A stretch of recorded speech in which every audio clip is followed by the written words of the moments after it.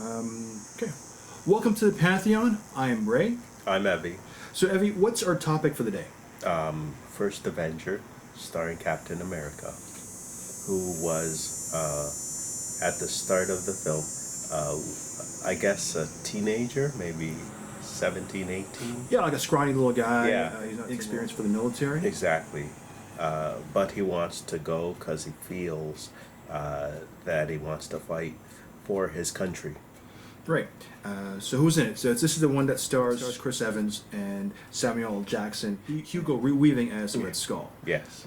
I liked this one quite a bit, and the more I watched it, I didn't think I'd like it as much because I'm kind of jaded from watching the earlier Captain Americas. Like there was a '70s version from Rob Brown and the '40s version. This one I thought was much better than I was seeing it on a second or third go round. Yeah, me too. When I watched the first time, I didn't like it. Second, third time, it got better for me.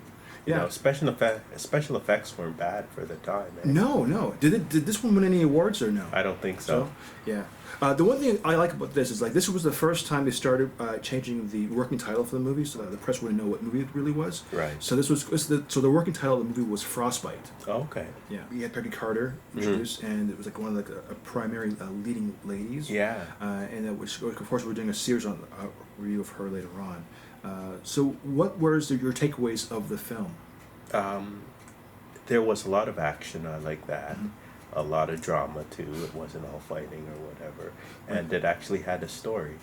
Yeah, it wasn't like campy. It played like a very serious tone, high stakes. For sure. And it kept with the actual pages of the actual comic book. Oh, for sure. That Joe Simon and Jack Kirby did.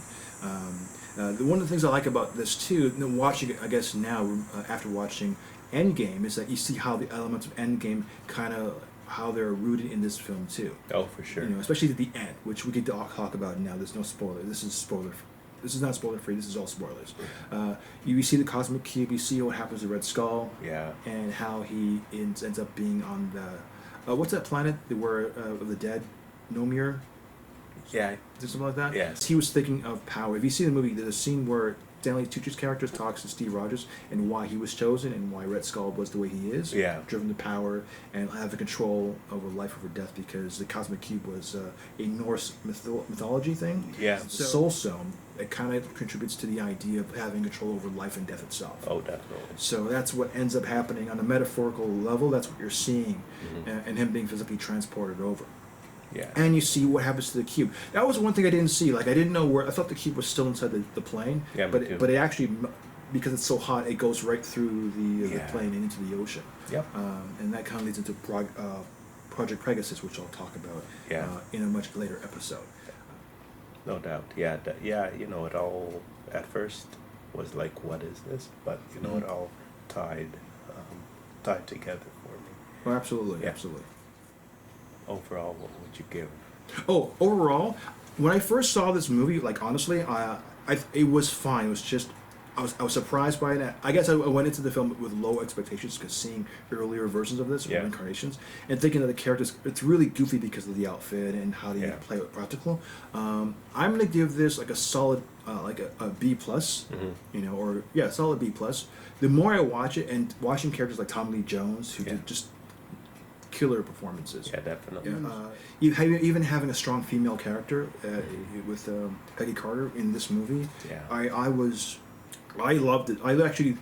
It is now whatever it was before in my ranking of terms of the tier of the MCU. It's definitely a little higher by these 2 or 3 rankings for sure. It's a really good movie from director Joe Johnson. I think he did a phenomenal job in this film. Out of 8, I give it 8 out of 10 or a solid B, depending on how you wanted the ranking on it. I think it's a proud film to have in the MCU. Yeah, each time I watch it, I like it more and more actually because it all makes sense. It binds together a good story, not just a smash bang adventure, but something that really makes sense. Yeah, and kudos to Chris Evans because I think because before that, I was thinking of him as being Johnny Storm from Fantastic Four, and this was him being Captain America for that was his first foray. So I loved the performance, and I totally bought into. And the best part of all was trying to and seeing how flawless the special effects is from having that scrawny body. Yeah, exactly. Yeah, that was cool, wasn't it? Yeah. And just hearing it. If you ever watched the Blu-ray or get to watch the behind the scenes like commentary, this is the amount of work that went into doing the effect of making it realistic. To having two different people on the same body to do that work. That's amazing. It's tremendous. That's amazing. And if you haven't seen it, rent it or something. Yeah, rent it, stream it. It's definitely out there to see, and it's. It may not be the number one thing to go see, but like it leads so much into the MCU, and it's the first work of Alan Silvestri's sound work, which you hear in the Endgame and Infinity's War. So it's the same artist, the same writers, the same not the director, but the same feel and the flavor. It's definitely you see where the grassroots are. It's from this film. Amazing film. Okay. Well, for the Pantheon, I'm Ray. I'm Evie. If you like our show, please subscribe to us. Hit the subscribe at the bottom of your screen. We so much appreciate it. And we will see you next week. Take care. Bye.